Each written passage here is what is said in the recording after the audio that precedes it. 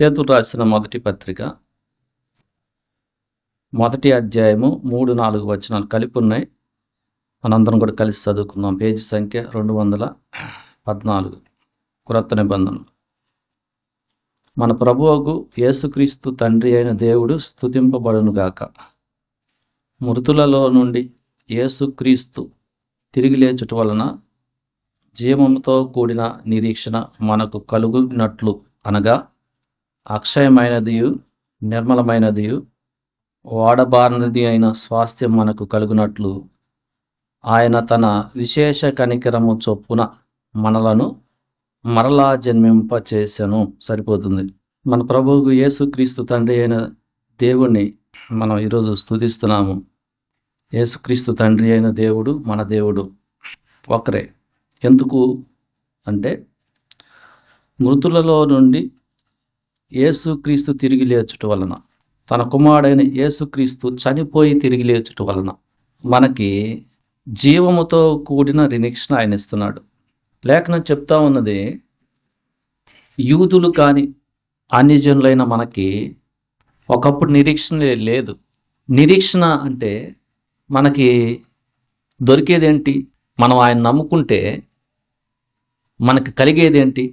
రేపు మనకి జరుగుద్ది, రేపు మనకి మంచి జరుగుద్ది, మున్ముందు మనకు మంచి ఉంది అని ఎదురు చూసే ఆ భావాన్ని నిరీక్షణ అంటాం. యేసుక్రీస్తులో, దేవుని కుమారుడైన యేసుక్రీస్తులో ఆయన మరణాన్ని జయించి తిరుగులేచుట వలన మొట్టమొదటిగా భూమి మీద ఇప్పటికి కూడా ఒకే ఒక్క మనుష్యుడు మరణాన్ని జయించటం అనేది యేసుక్రీస్తే. ఆయనే దేవుడు, ఆయనే మానవుడు. ఆయన మరణాన్ని జయించి తిరుగు లేచుట వలన మనకు ఒక నిరీక్షణ ఇచ్చాడు.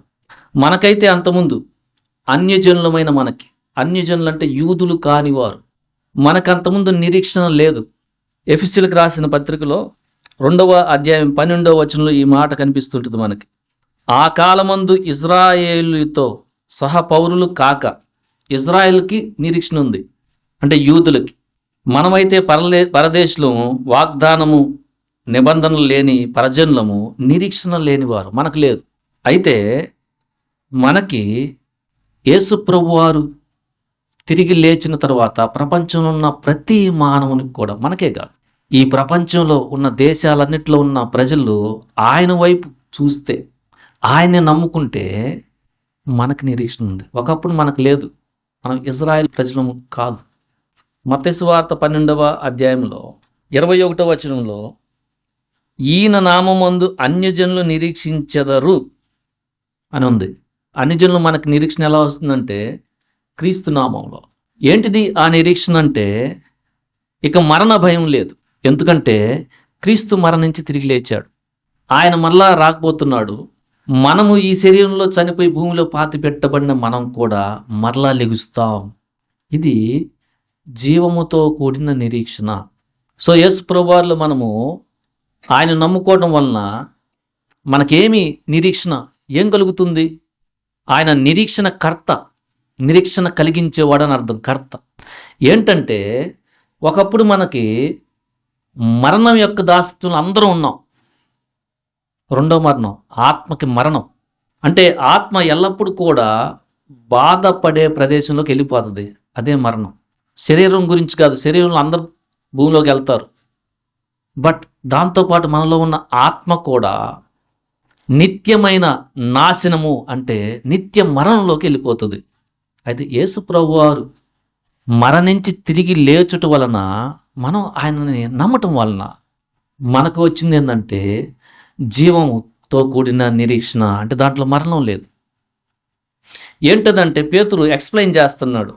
మొదటి పేతురు మనం చదువుకున్న లేఖనంలో జీవముతో కూడిన నిరీక్షణ కింద జీవము గల నిరీక్షణ మనకు కలుగునట్లు, అనగా అని కొంచెం ఎక్స్ప్లెయిన్ చేస్తున్నారు. ఏంటంటే అక్షయమైనది అంటే క్షయము కానిదని, అక్షయమైనది అంటే ఏంటంటే ఈరోజు ఎంతుండి రేపు తరిగిపోందని.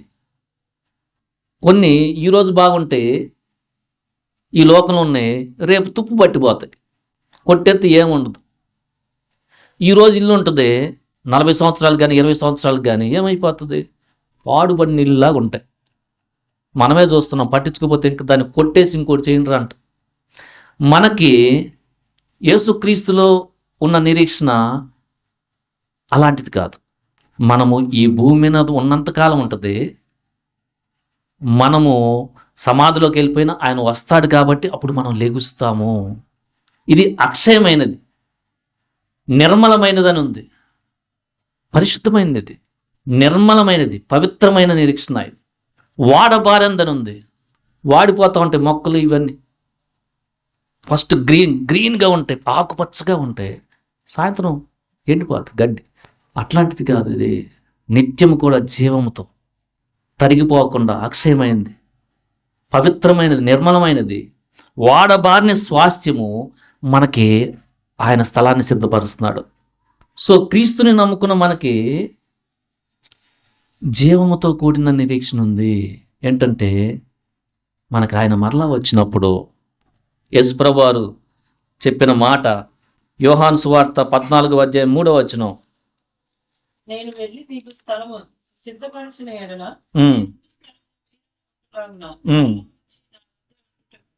మిమ్మల్ని తీసుకొని పోవుదును.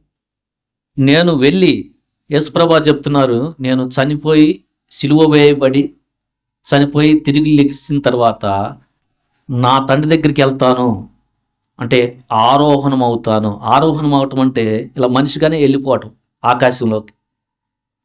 ఆరోహణం అయిన తర్వాత కొన్నాళ్ళ తర్వాత మీకు స్థలం, అక్కడ నన్ను నమ్ముకున్న మీకు స్థలాన్ని సిద్ధపరిచి మరలా వచ్చి నేనుండే ప్లేస్లో మీరు కూడా ఉండేలాగున, మీరు కూడా ఉండేట్టుగా మిమ్మల్ని మళ్ళా తీసుకెళ్తానని చెప్పాడు. ఆయన మరణాన్ని జయించి చావంటే భయపడద్దు అని చెప్పి, నేను తిరిగి లేచిన తర్వాత చూడండి శిష్యులు కనపడుతున్న ఆరోహణం అయిపోయాడు ఆయన. మేము మళ్ళా వస్తాను. ఈ లోపల ఈ మంచి మాట అందరికి చెప్పండి. అన్ని జనులకు కూడా, ఇజ్రాయెల్ ప్రజలు నేను పుట్టిన ఆ మతంలో వాళ్ళకి కాదు, సర్వమానవాళకి నాలో పాప క్షమాపణ. అందరికీ ఈ మాట చెప్పండి. ఈ మాటలు చెప్పంగానే అందరూ కూడా ఆశ కలిగి ఉంటారు. ప్రతి ఒక్కరు కూడా ఏంటంటే పేదవాళ్ళు ఈ జీవితంలో సతమతం అవుతూ ఉంటారు. మురికి వాడలు, పనుకుట్టానికి స్థలం లేని వాళ్ళకు కూడా ఇది అంతే కదా. జీవితంలో నిరాశ నిస్పృహలతో ఇక్కడున్న సొంత వారే అర్థం చేసుకోకుండా బాధలు పడే వాళ్ళు ఉన్నారు.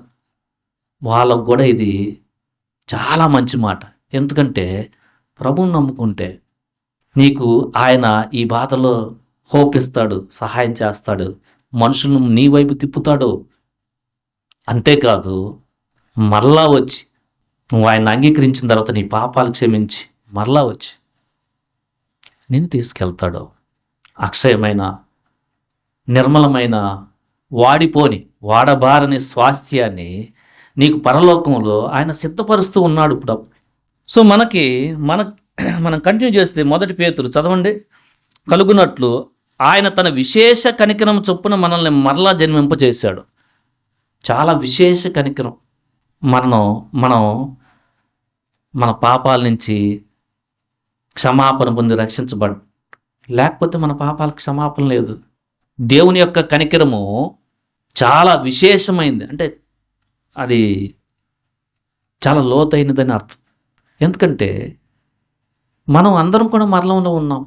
రెండవ మరణం, అక్కడ ఆరని అగ్ని. దేవుని యొక్క కనికరము, అరే అక్కడికి వెళ్ళిపోతాడుగా రక్షణ లేకపోతే అని తన కుమారుని పంపి విశేషమైన కనికరం చొప్పున మనల్ని ఆత్మలో మళ్ళా పుట్టింపజేశాడు.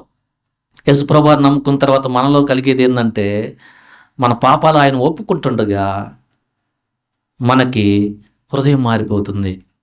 ఆయన పరిశుద్ధమైన రక్తంలో మన పాత హృదయం కడగబడి మనం ఆత్మలో మళ్ళా జన్మిస్తాం. ఆయన విశేషమైన కనికరం అది. ఇందాక మనం పాట పాడుకున్నాం, సృష్టిని చేసిన శక్తి కంటే కూడా పాపికి రక్షణ అనేది ఎంత గొప్పదో అని మనం ఎంత పాడుకున్నాం. సృష్టి చేసిన దాంట్లో అయితే ఆయన పవర్, శక్తి కనిపిస్తూ ఉంది, చాలా గ్రేట్.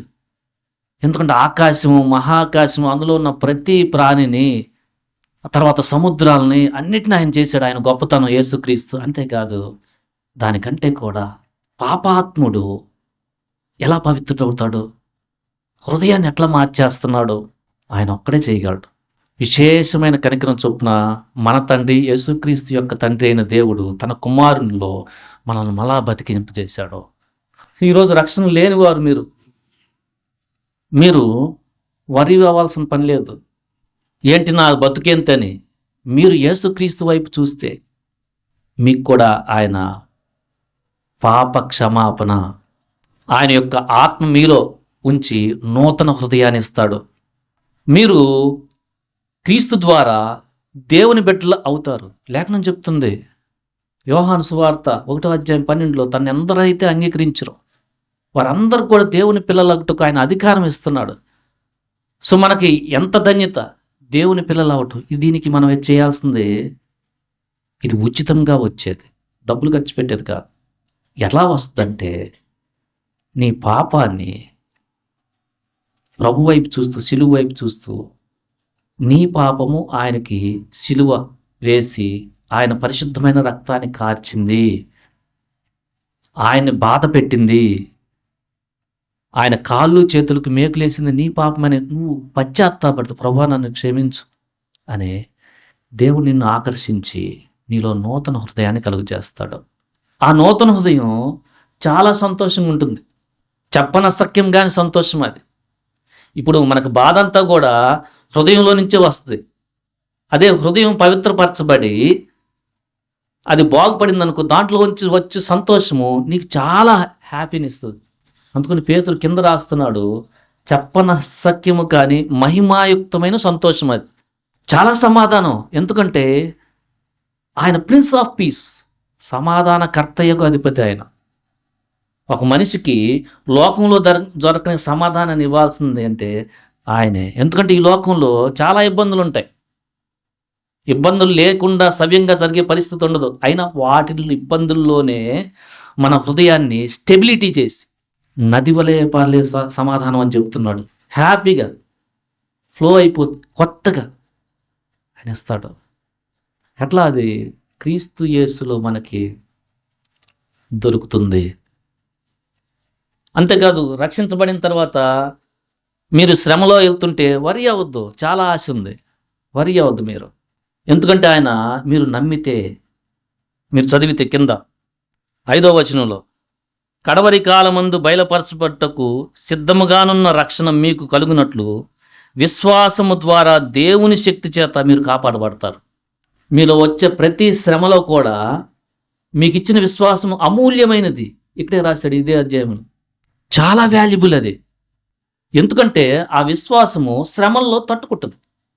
ఇప్పుడు శ్రమలు తట్టుకోకపోతేనే కదా మనకి ఎప్పుడు బాధపడి ఏంటబ్బా ఇది అనుకునేది. శ్రమలను కూడా తట్టుకునే బలము ఆయన ఇస్తున్నాడు. అది దేవుని శక్తి. అది ఎట్లా వస్తుందంటే విశ్వాసం ద్వారా మనము దేవుని శక్తి చేత కాపాడుతూ ఆ శ్రమల్లో నుంచి ఆయన తప్పించి, మనల్ని ఎవరైతే ఇబ్బంది పెడుతున్నారో వాళ్ళని మన వైపు తిప్పి, ఆ శ్రమల్లో బలం వచ్చిన వల్ల మనకు ఓర్పునిచ్చి భరించే శక్తినిచ్చి కొంతకాలానికి తప్పించి మన వైపు వాళ్ళని తిప్పి జాయ్ఫుల్ లైఫ్. ఇది యేసుక్రీస్తులో మనకి కలిగే నిరీక్షణ.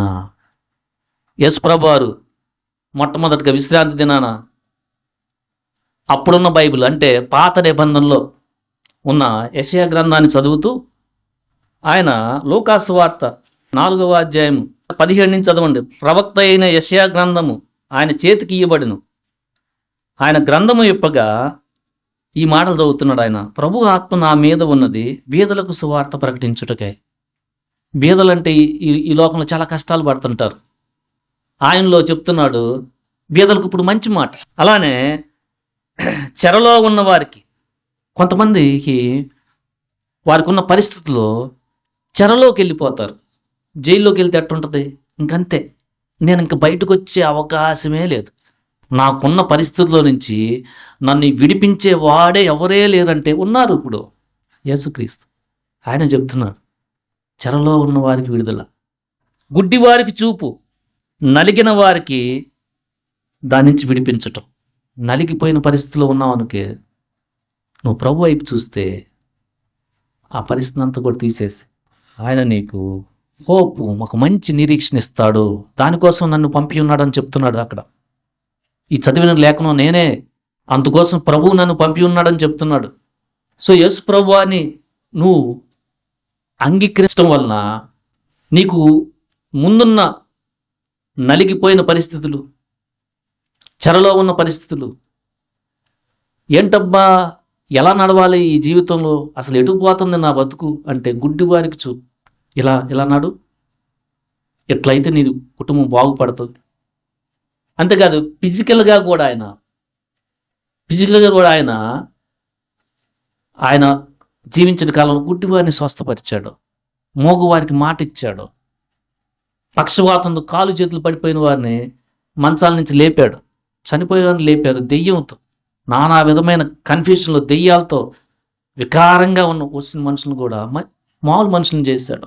ఇదే మాటనే మనకు పాత నిబంధనలో కూడా యెషయా గ్రంథము 35లో మనం చూస్తే 4వ వచనం, తత్తరిల్లు హృదయంతో ఇట్లనండి, భయపడక ధైర్యంగా ఉండండి. కొంతమంది తత్తరిల్లే చాలా ఇబ్బందులు, హృదయం అలా ఉంటుంది. వాళ్ళతో ప్రభు చెప్తున్నాడు, తత్తరిల్లే హృదయంతో ఇట్లనుడి, భయపడక ధైర్యంగా ఉండండి. ఎందుకంటే ఆయనే వచ్చి తానే మిమ్మును రక్షించును.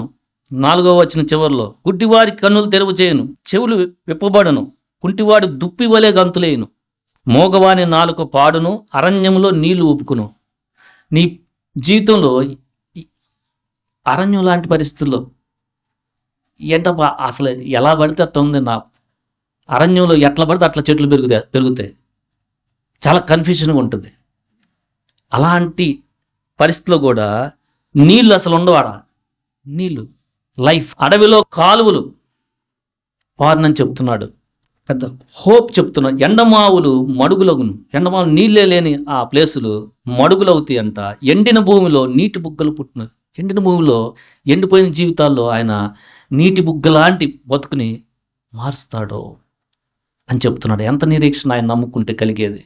8వ వచనంలో, మూడులైనను దానిలో నడుచుచు త్రోవ తప్పక నడుస్తారని చెప్తున్నాడు. అంతకుముందు మాటలు వినలేని వాడిపోయినా కానీ నీ హృదయాన్ని మార్చి ఆయన పరిశుద్ధమైన మార్గంలో నడిపిస్తాడు. అది పరిశుద్ధ మార్గం అనబడును.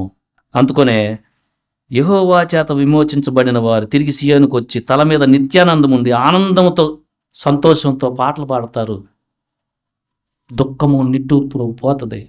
సో ఆయన నమ్ముకుంటే నీ జీవితంలో దుఃఖకరమైన చెరలో ఉన్న విడిపింపలేని ఆ యొక్క పరిస్థితులు పోయి ఎడారి బతుకు అనుకున్న నీ బతుకులో నీళ్లు పుట్టించి జీవాన్ని వచ్చినట్లుగా ఆయన చేస్తాడు.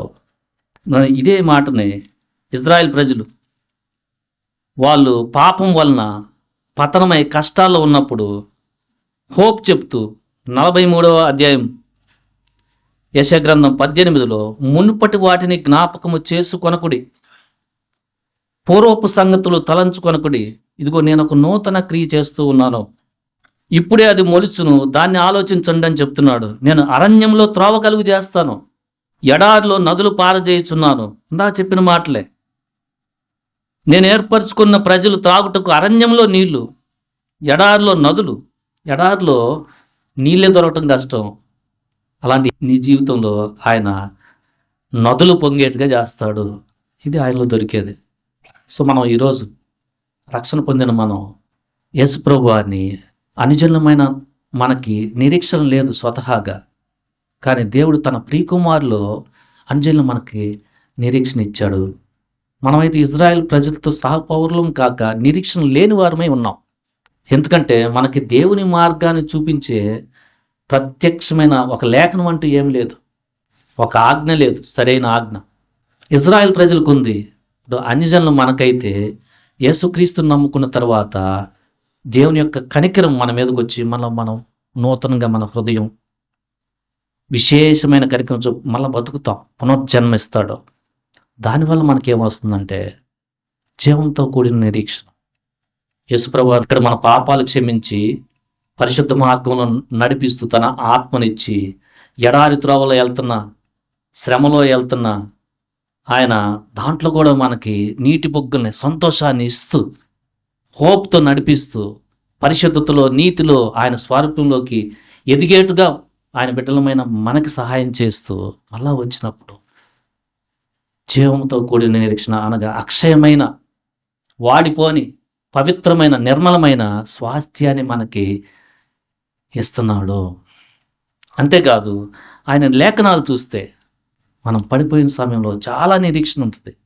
ఆయన వాగ్దానాలను చూస్తే ఆయన వాగ్దానాలు తల్లిదండ్రులు విడిచిన నిన్ను విడువను, నిన్ను ఎడవబాయను, స్త్రీ తన గర్భాన్ని పుట్టిన బిడ్డనే ఆమె విడుస్తుందా, అయినా కూడా తల్లి మరిచిన నిన్ను మరవను, నేను మళ్ళా వస్తున్నాను, మేము అనాథలుగా విడువను.